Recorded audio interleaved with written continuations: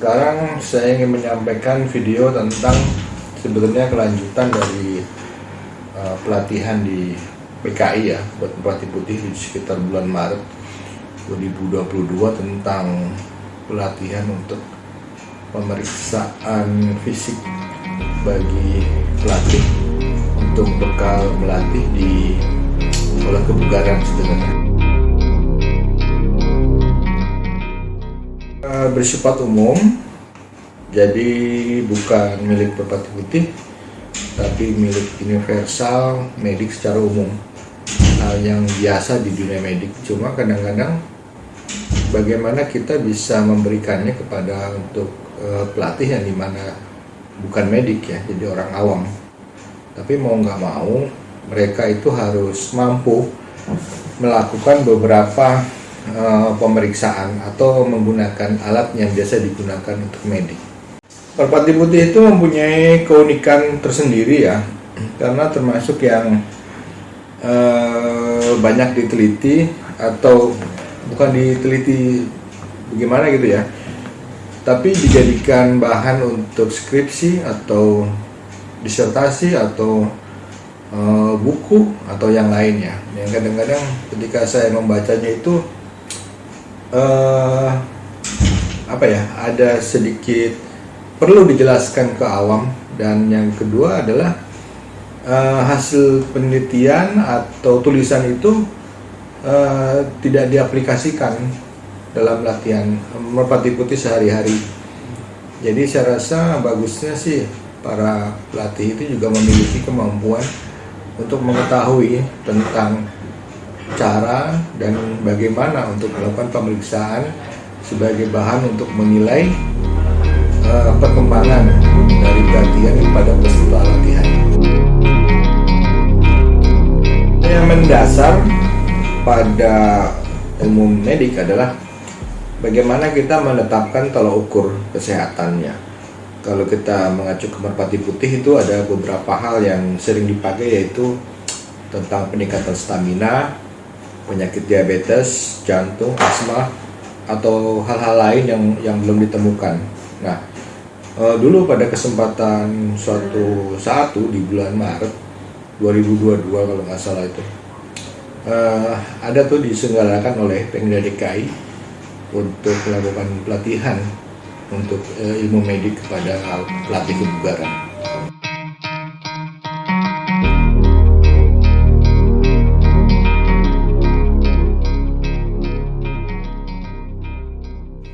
Untuk tinggi badan itu tidak perlu alat khusus, jadi bisa menggunakan meteran kain, bisa menggunakan meteran apa aja, yang penting digunakan pas di dinding ya. Sedangkan untuk berat badan itu apapun bisa dipakai alatnya, asal bukan buat timbangan beras ya, saya timbangan untuk manusia.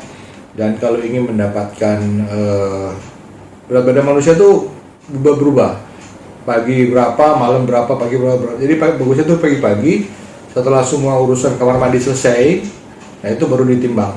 Itu timbangan ketika Anda masih pagi itu lebih akurat, dan juga tinggi badan juga lebih akurat diukur pagi-pagi, karena kalau udah sore, udah malam, Anda lebih pendek dikit.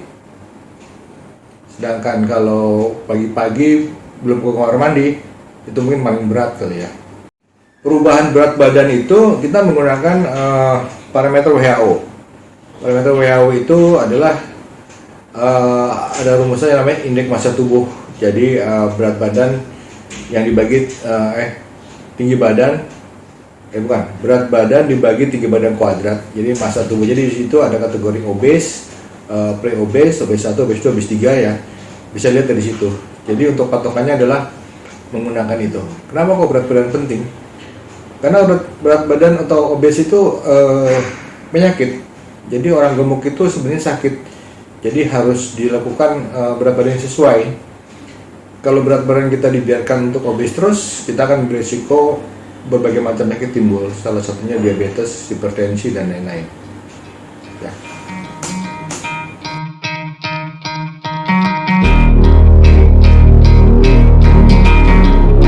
Untuk pemeriksaan suhu, jenis-jenis termometer Anda bisa pakai yang mana aja.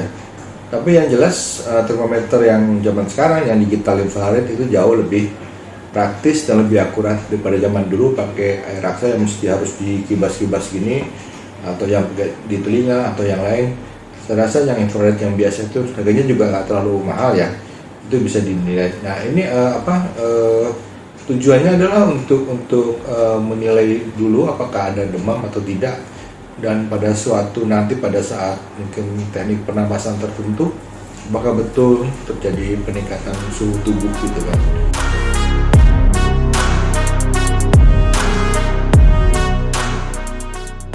Untuk pengukuran suhu tubuh itu arah dari termometer itu diarahkan pada daerah tubuh yang banyak pembuluh darah ya. Misalnya di dahi atau di leher atau di bagian lain yang di situ peredaran darahnya paling banyak atau pembuluhnya paling banyak. Yang paling banyak tuh di leher biasanya di situ, jadi lebih akurat. Jadi kalau Anda bandingkan antara bagian tubuh tertentu ketika kita pecah suhunya itu berbeda-beda.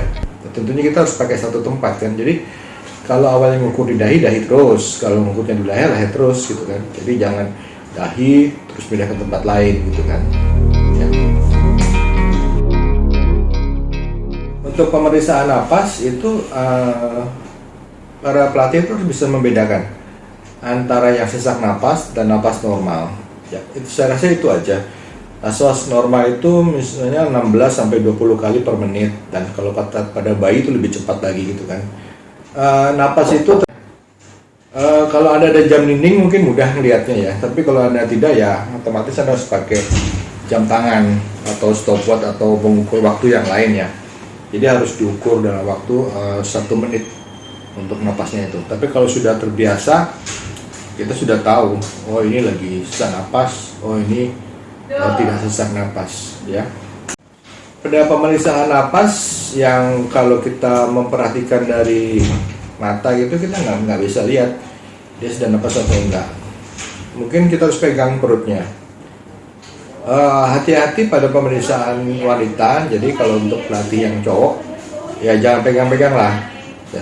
Cukup perhatikan aja pergerakan dari dada maupun dari perutnya, mengembang atau mengempis, cukup dari situ aja. Atau suruh orang itu hitung sendiri napasnya. Ukuran nadi, cara menghitung nadi adalah itu dihitung dalam 15 detik. Jadi kalau dalam 1 menit agak lama megangnya, ya waktu terbatas ya kalau cuma satu. Kalau ada 20 orang kan susah. Jadi lebih baik Anda melatih peserta untuk menghitung nadinya sendiri. Nah terus juga nadi itu penting untuk mengetahui seberapa stamina dari para peserta itu sudah kuat atau belum. Jadi kalau dia berdebar-debar atau setelah latihan dia tidak pulih lama, itu bisa. Pemeriksaan nadi itu tentunya pada tempat nadi yang keluar itu patokannya yang biasa adalah ini ibu jari ya, ibu jari lurusan ke sini 3, taruh sini. Kenapa 3? Kalau satu nggak detek, ini detek atau ini detek gitu kan. Jadi kalau satu nggak kedetek sulit, tapi kalau 3 salah satunya mungkin bisa mendeteksi adanya denyut ya. Samping itu juga ada di lipatan siku, selain di sini juga di lipatan siku, tapi itu perlu latihan ya. Kenapa kok perlu juga lokasi-lokasi lain dari pemeriksaan nadi? Karena kadang-kadang tidak teraba di sini, tidak teraba di sini, tapi di sini teraba, atau di sini nggak teraba, tapi ada teraba di tempat lain gitu kan. Jadi tidak bisa. Tapi kalau Anda menggunakan oximetry itu bisa menghemat waktu banyak. Tentunya oximetrinya harus dimiliki sama peserta, satu orang satu. Kalau cuma satu coba yang lain juga, selain waktunya panjang dan juga kurang higienis karena diganti-ganti sama tangan orang.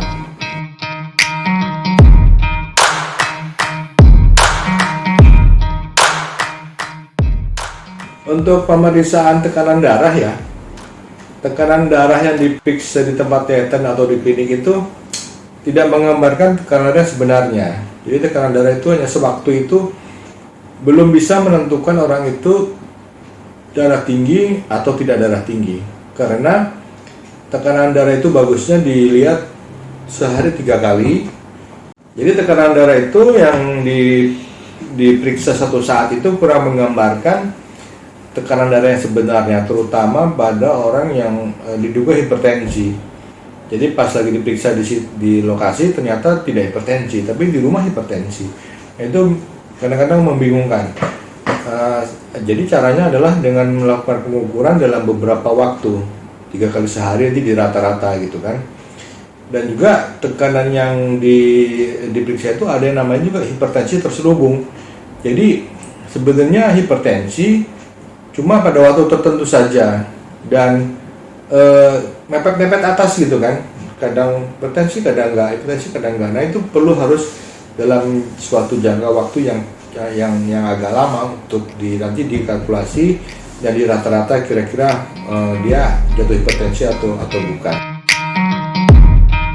Tensimeter jenis yang pakai air raksa itu sudah nggak boleh dipakai karena air raksa suka bocor. Karena ini untuk pemantauan dari awam, saya tidak membatasi harus tensimeter yang seperti apa tuh, enggak. Jadi tensimeter yang ada aja, yang digital apa aja tuh boleh dipakai, yang penting bisa dipantau lah. Karena kalau orang yang sudah hipertensi biasanya pantau dengan tensimeter digital biasa. Jangan lupa dalam waktu setahun sekali tuh tensi itu harus dikalibrasi, apa udah terlalu lama udah tidak akurat lagi ya.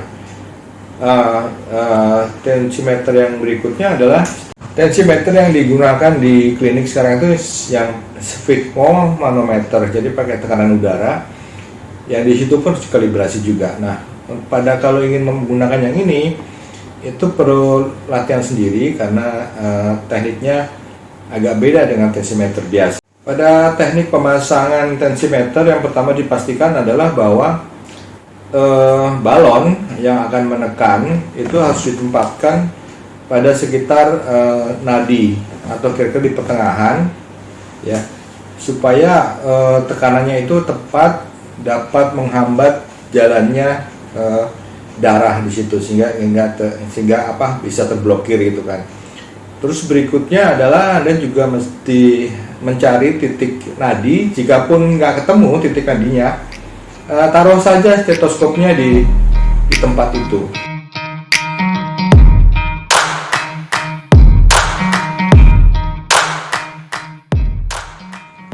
Lalu jangan lupa tempatkan petunjuk angka-angkanya itu di tempat yang mudah dilihat. Jadi tidak mesti dicantolkan di atas, bisa juga di meja atau di mana, tergantung lokasinya apakah mungkin atau tidak. Jangan lupa Anda harus menutup knopnya itu supaya aliran udara tekanannya itu bisa masuk dan tidak bocor ya. Setelah dipompa cukup, dipompa sampai sekitar 200, atau kalau orangnya Anda ketahui bahwa dia itu misalnya seorang yang diabetes, tentunya Anda tekan udaranya sampai melebihi batas hipertensinya dia. Kalau dia orang yang tidak hipertensi ya cukup 150, 140 udah cukup ya. Tapi kalau Anda kurang yakin ya bisa, karena makin tinggi tekanan akan sakit, akan kerasa menekan dan sakit. Jadi mesti harus hati-hati. Paling enggak Anda coba dulu aja kira-kira detaknya akan muncul atau enggak ya. Detaknya itu akan terdengar di stetoskop sebagai bunyi dek dek dek dek gitu. Nah disitulah lakukan 2 atau 3 kali ya. Jadi sebelum dibuka tuh diremas-remas dulu, diremas lalu baru dilepaskan atau nanti dipasang lagi. Yang tadi tidak mesti pengukurnya itu ada ditempel, bisa juga ditaruh di tempat lainnya. Ada juga metode yang tanpa stetoskop. Jadi karena mungkin tidak terbiasa pakai stetoskop, jadi Anda bisa lihat di dalam pengukurannya itu ketika dia jarumnya bergerak gini, tes. Nah, itu adalah namanya sistol. Jadi kan gini. Tek. Nah, itu adalah tekanan darah sistolik. Sayangnya dengan menggunakan tanpa stetoskop, untuk yang diastol atau yang di bawah itu kita tidak bisa deteksi. Karena kalau pakai stetoskop detaknya itu sampai hilang. Jadi sampai tekanan tensinya itu longgar sekali sehingga detaknya nggak longgar lagi. Nah, itu namanya itu diastole.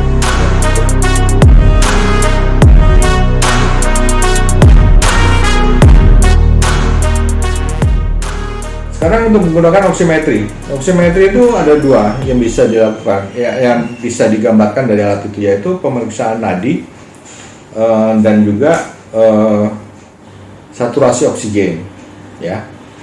Nah, sebelum kita melakukan menggunakan oximetri, Anda itu mesti memastikan bahwa baterainya tidak lowbat, ya. Juga tidak menggunakan cat kuku, ya. Terus juga digunakan itu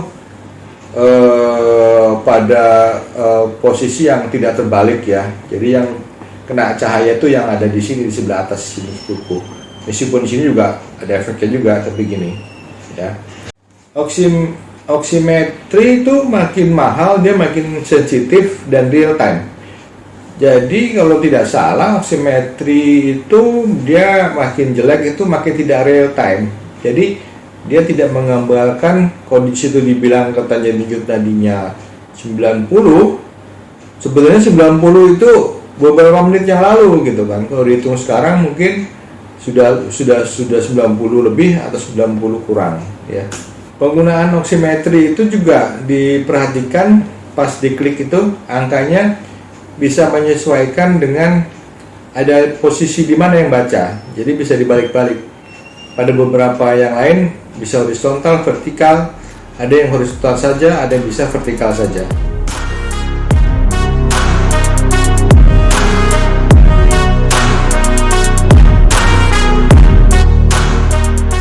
Karena kekuatan otot, ya, penting pada pasca stroke untuk menilai kekuatan otot,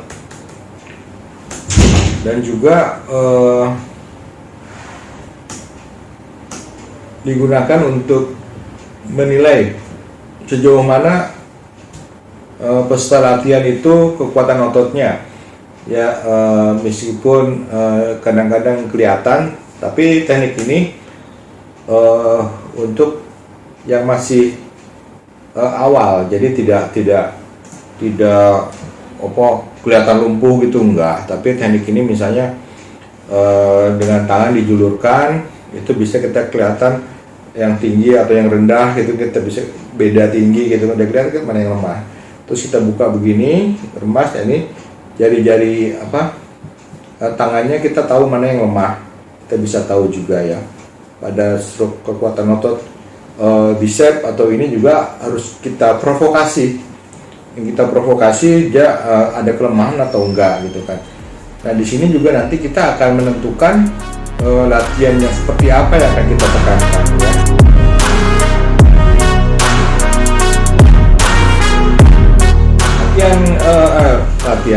Pemeriksaan keseimbangan itu sebenarnya tidak berlaku pada orang-orang yang sudah tua, karena pasti jatuh gitu kan, karena sudah tidak ada keseimbangan, sulit untuk ini. Jadi tapi kalau dia keseimbangan itu di usia 40 itu mungkin terganggu, tapi kalau dia itu terlatih, dia bisa mengatasi ketidakseimbangan itu. Tapi begitu dia nanti tutup mata akan lain ceritanya, karena keseimbangan itu juga tergantung masalah usia. Jadi pada orang muda sekalipun kalau tutup mata juga dia otaknya tidak bisa membaca dia ada posisi di mana, sehingga tidak bisa mengatur otot, ya. Jadi mungkin jatuh. Tapi hal ini tidak bisa menjadi patokan terus nanti latihan jadi seimbang gitu. Itu seimbang itu hanya memperbaiki ototnya aja, tapi untuk memperbaiki keseimbangan yang ada di telinga dalam itu mungkin tidak gitu kan. Jadi juga perlu diperhatikan untuk latihan pada orang tua ataupun orang muda, hindari latihan dengan mata tertutup, ya. Latihan jurus dengan mata tertutup gitu, itu bisa jomplang orang tidak, satu sisi dia tidak mengetahui ada di mana, satu sisi dia juga akan bergulat dengan sensitifan dia terhadap posisinya dia, sehingga bisa jatuh atau bisa bertabrakan dan berakibat mungkin fatal, ya. Selanjutnya adalah pemeriksaan sederhana. Jadi ini hanya bagian kecil dari pemeriksaan dokter yang saya anggap pantas lah untuk diberikan atau dikasih atau diberikan kepada orang awam sebagai bekal ke pelatih, yaitu biasanya pada kasus low back pain atau nyeri pinggang, dan pada kasus carpal tunnel syndrome yang biasanya pada pekerja kantoran. Nyeri pinggang itu sebetulnya banyak sebabnya ya, bisa hanya kekakuan otot biasa, tapi saya akan menyoroti tentang terjadinya hernia nucleus pulposus atau terjepitnya saraf tulang belakang. Ini terjadi dengan pemeriksaan yang khusus yang namanya pemeriksaan Lasek dan Kernig ya. Pemeriksaan ini akan memprovokasi daerah yang nyeri itu supaya dia timbul saat kita periksa. Kalau pada orang-orang yang tidak ada hernia atau tidak ada tulang belakang kejepit, pemeriksaan ini tidak akan berdampak, malah dia merasa enak gitu kan, karena ototnya dilemaskan gitu kan. Tapi pada beberapa orang yang kejepit, sarafnya itu akan merasa sakit gitu. Nah ini juga jadi patokan. Nanti selanjutnya akan diterangkan juga gimana caranya menangani saraf kejepit atau sekedar nyeri punggung aja gitu kan, yang lebih mudah untuk diselesaikan ya. Jangan lupa bahwa nyeri belakang atau nyeri punggung itu 80% itu masalah-masalah psikis. Jadi tidak jarang sekali yang masalahnya itu adalah masalah di tulang ya, masalah ketegangan otot aja akibat dari pikiran. Untuk pemeriksaan carpal tunnel syndrome, jadi sarafnya kejepit di sini karena pakai mouse atau ngulek sambal atau apa ya, yang akan menyebabkan jadi pembengkakan ya.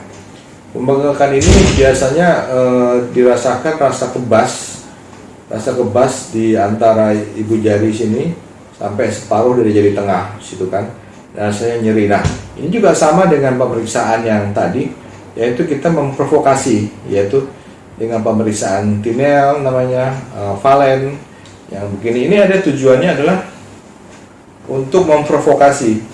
Kalau dia sakit berarti ada radang di sini, ada pembengkakan yang tentunya nanti di Merpati Putih punya sih teknik-teknik untuk meredakan itu, karena itu kan ada masalah peradangan ya, gimana kita mengurangi peradangan itu gitu kan, dengan teknik napas tertentu, dengan olahraga tertentu dapat mengurangi itu ya. Ya saya rasa video saya itu tentang singkat tentang pemeriksaan fisik. Klaim Merpati Putih terhadap faedah kesehatan itu hanya satu, bagian dari bela diri, olahraga, aspek pernapasan, kesehatan, bahkan masalah-masalah supernatural ya. Lanjut, Merpati Putih itu seyogjanya ya. Kalau secara bela diri dan jurus, warisan dari guru besar adalah mampu untuk jurus, mampu untuk bela diri, otomatis juga lentur, kuat dan fleksibel ya. Untuk pernapasannya juga, untuk olah napas, meditasi dan filosofinya juga harus memahami, karena kalau paham cuma jurus doang juga nanti pernapasan tidak dilakukan, mematain segala macam benda juga kan pakai metode pernapasan, bukan sekedar dari jurus itu supaya mukulnya pas, tepat gitu kan. Kalau mukul sesuatu benda yang diem aja memang agak mudah, tapi kalau bendanya itu dipindah-pindahin gitu kan, nggak tahu di mana, dikejar-kejar kan tenaga kita juga nggak bakal sampai gitu kan, dan pas kena juga nggak pas ya, buru-buru pecah tangan kita mungkin yang sakit ya. Di samping itu adalah masalah medik dasar ya, itu juga penting para pelatih itu mengetahui tentang manfaatnya atau faedahnya, juga paham tentang tolok ukurnya juga, disebut sakit apa, perkembangannya gimana, lalu disebut sebagai berhasil sembuh itu bagaimana ya. Jadi itu aja baru teknik pemeriksanya. belum sampai pada taraf untuk yakin bahwa teknik ini bisa untuk penyakit tertentu atau untuk keluhan tertentu. Nah, itu mersudi saya gitu. Kalau saya mersudinya itu untuk mengetahui tanpa meninggalkan atau tanpa teknik lain di luar merpati putih yang saya dapat. Ya, makanya saya juga mencari pelatih-pelatih senior yang ilmunya itu komplit. Ya, jadi ketika ketemu sama mereka, saya cukup menjabarkan dari mereka. Kalaupun saya punya pendapat, ya akan saya sampaikan. Misalnya contohnya tentang squat, latihan squat atau latihan beban gitu kan, itu kan sangat berguna. Itu coba porsinya ditingkatkan pada suatu komunitas atau peserta latihan tertentu, lebih ditekankan. Kalau untuk yang sakitnya apa, tekanannya di mana, caranya gimana, ngukurnya gimana, saya rasa begitu. Saya rasa demikian video saya. Terima kasih, sampai ketemu di video selanjutnya. Ya.